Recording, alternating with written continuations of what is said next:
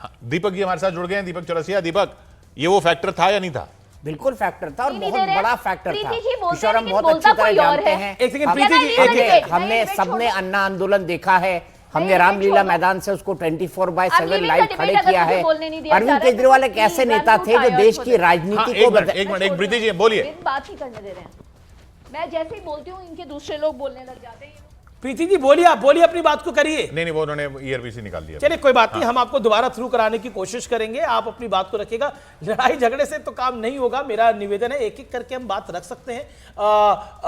मेरा रिक्वेस्ट है प्रीति जी को और उनकी पार्टी को कि इस तरह से क्योंकि आपने लगातार बोला और संदीप दीक्षित थे उससे पहले, और ये फैक्टर कैसे नहीं है, ये फैक्टर बहुत बड़ा फैक्टर था। नाराजगी की कोई बात नहीं है।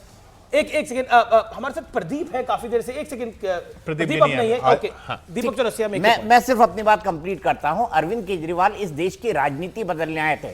अरविंद केजरीवाल ने क्रांति की थी 2013 में, मैं बिल्कुल डाउट नहीं करता, क्योंकि एक ऐसी राजनीतिक पार्टी जिसको एकाएक 28 सीटें मिल गई हो 70 में से, ऐसा चमत्कार किसी भी नवोदित राजनीतिक पार्टी ने भारत की राजनीति में उस काल में नहीं किया था। और उसके बाद अरविंद केजरीवाल देश की राजनीति बदलते बदलते खुद बदल गए। तो मेरे ख्याल से शीश महल एक बड़ा फैक्टर था। वो अरविंद केजरीवाल जो ये कहा करते थे, इसलिए क्योंकि उन्होंने ये मुद्दा खुद उठाया था, खुद शीला दीक्षित के घर को मुद्दा बनाया था, तो इसलिए वो सवाल तो बनना ही था। खुद उन्होंने बार बार कहा कि ना मैं 2 कमरे के घर में रहना चाहिए, 13 एसी क्यों लगे हैं, इनके तो बाथरूम में एसी लगे हैं। लेकिन जो रिपोर्ट निकल कर आई है, मैं ये मानता हूं कि अरविंद केजरीवाल ने जो है अब उनके उनकी जो राजनीति थी, उनकी जो कट्टर ईमानदारी थी, उसका शीशा कम से कम एक वर्ग जो मिडिल क्लास की बात आती है, मिडिल क्लास पे इन सब चीजों का बहुत असर पड़ा। क्योंकि लोअर क्लास में अगर ये था कि जो फ्री मिल रहा है या बस राइड है वो जारी रहनी चाहिए, और वही मुद्दा इन्होंने उठाया भी कि अगर नहीं होगा तो अगर नहीं। किशोर, मुझे लगता है कि संदीप दीक्षित ने तो हमारे कार्यक्रम में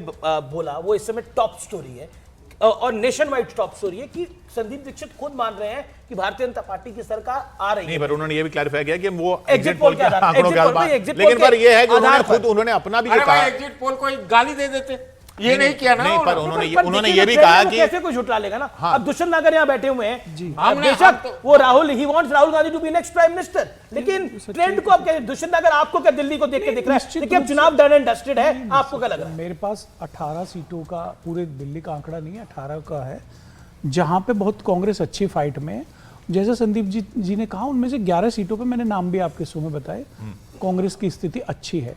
ओवरऑल में क्या होता है? ओवरऑल लग रहा है कि दिल्ली में परिवर्तन की लहर 2 वन से थी। लोग परिवर्तन चाह रहे थे। अरे दुष्यंत जी को मेरी शर्त याद है कि नहीं? कमी थी। आलोक जी आपसे जो शर्त लगाई थी, जी वो कह रहे हैं कि शर्त आप लोगों की कोई बताइए। अब इन्होंने कहा 25,000 की शर्त लगाई। देखिए भारत चुनाव का नतीजा ऐसा होगा, दिल्ली का नतीजा, एग्जिट पोल का नतीजा ये पूछना चाहता हूं, एग्जिट पोल जो आएगा वो कांग्रेस के चेहरे पे भी खुशी लेकर आएगा और बीजेपी के चेहरे के ऊपर। शर्त के लिए इनका स्वागत है, लेकिन मैं इनसे ये पूछना चाहता हूं कि प्रति व्यक्ति भारत के लोगों की आय कितनी है? 18,000 की है, 18,000 की लगा लेते। आप बड़ी बड़ी बातें करते हो, लेकिन प्रति व्यक्ति आय बता दीजिए मुझे, भारत के लोगों की प्रति व्यक्ति आय कितनी है? किस गरीबी में आपने गर्त में देश को डुबो दिया है? 80 करोड़ लोग आज 5 किलो राशन के लिए घूम रहे हैं। मैं अजय आलोक से निवेदन आप करूंगा, शर्त लगाएंगे 25,000। शर्त में कुछ भी खिलाएं, केक खिलाएं, बर्फी खिलाएं या मिल्क केक खिलाएं या जो भी खिलाना खिलाएं, जलेबी ना खिलाएं। देखिए कांग्रेस के लिए सही नहीं होगा ना जलेबी खाना, मतलब इसलिए मैं बोलो हरियाणा में जो जलेबी तैयार थी, इनके पास में झूठ के अलावा कुछ नहीं है खिलाने के लिए। गोली खिलाते हैं। ठीक है, ओके। अजय आलोक जब आपके प्रतिद्वंदी कहे कि एज हो सकता है भारतीय जनता पार्टी का, देन हाउ इट फील्स? देखिए मुझे आश्चर्य लगता है कि क्या दुष्यंत नागर जी कर रहे हैं। मतलब नेशनल टेलीविजन पे बोल रहे हैं कि भारत में पर कैपिटा इनकम पर पर्सन 18,000 रुपए है। अच्छा, और कितनी है थोड़ा बता दीजिए आप। 1,85,000 आप बता दीजिए क्या बात कर रहे हैं दुष्यंत जी? कुछ ठीक से आंकड़े ठीक से रखिए ना। आपके पास 25,000 बताया तो मेरे पास तो, आपके पास तो कुछ भी ठीक नहीं है। ओ भाई साहब, आप 25,000 की बात कर रहे हो, बता दीजिए ना। संगम विहार पे शर्त लगा था, मैं बताता हूँ आपको अमीर जी।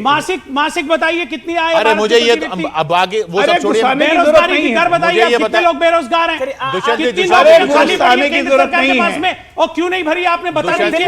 3 लाख आपने सेना के पद कम क्यों कर दिए? बता दीजिए आप। ठीक है, ओके ओके, बहुत बड़े ज्ञानी है ना। शांति शांति बताओ। एक मिनट, अरे गुस्सा क्यों रहे हैं? अजय आलोक, आम आदमी पार्टी गुस्सा है तो ठीक है, आप काफी देर से अजय आलोक भी नहीं बोले। स्थिति में पहुंच गया है। अच्छा एक ओके, मिनट, अजय आलोक, अजय आलोक, एक मिनट अजय आलोक जी, शर्त क्या भाई। थी? शर्त क्या थी ये तो बताओ।